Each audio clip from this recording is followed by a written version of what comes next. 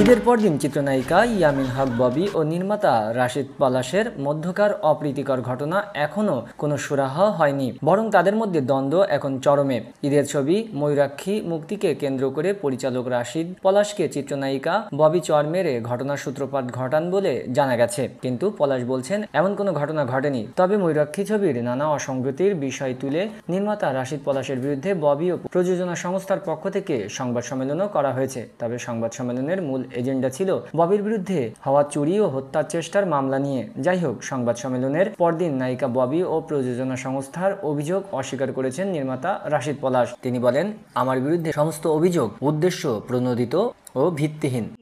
রেস্টুরেন্টে এসে ভয়ভীতি দেখাতে থাকে। জানা যায়, সোমবার বিকেলে হওয়া সংবাদ সম্মেলনে ময়ূরাক্ষী ছবির নায়িকা ববি ও প্রযোজনা সংস্থা আজ ইন্টারন্যাশনালের পক্ষ থেকে আয়েশা সিদ্দিকা ও সুমি উপস্থিত ছিলেন। এই দুই কর্মকর্তার সামনে নির্মাতা ও নায়িকার দ্বন্দ্বের বিষয়টি সামনে চলে আসে।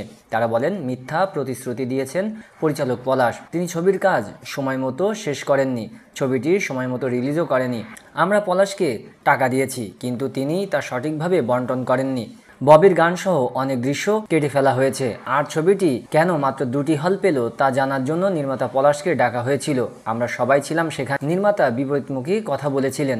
এমনকি ময়ূরাক্ষী রিলিজের আগে ছবিটি প্রযোজকদের দেখানো হয়নি।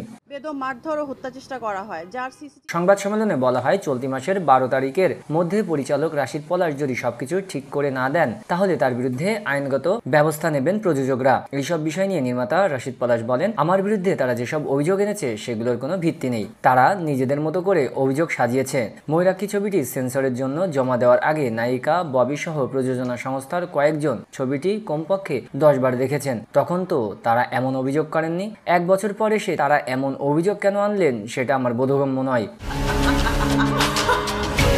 নায়িকার দৃশ্য ছেড়ে ফেলা ও পারিশ্রমিকের বিষয়ে পলাশ বলেন, ববি পারিশ্রমিক নিয়ে মিথ্যা অভিযোগ এনেছে। ববি শুটিংয়ে সময় মতো আসতেন না। সকাল 10টায় টাইম দেওয়া থাকলে তিনি শুটিংয়ে আসতেন সন্ধ্যা 6টায়। তবু অনেক কষ্ট করে শুটিং শেষ করেছি। এছাড়া তাকে কত টাকা দেওয়া হয়েছে তার ডকুমেন্ট আমার কাছে আছে। আর্থিক বিষয়ে যে অভিযোগ এনেছে সেগুলো আমি 2-1 দিনের মধ্যে প্রকাশ্যে আনবো।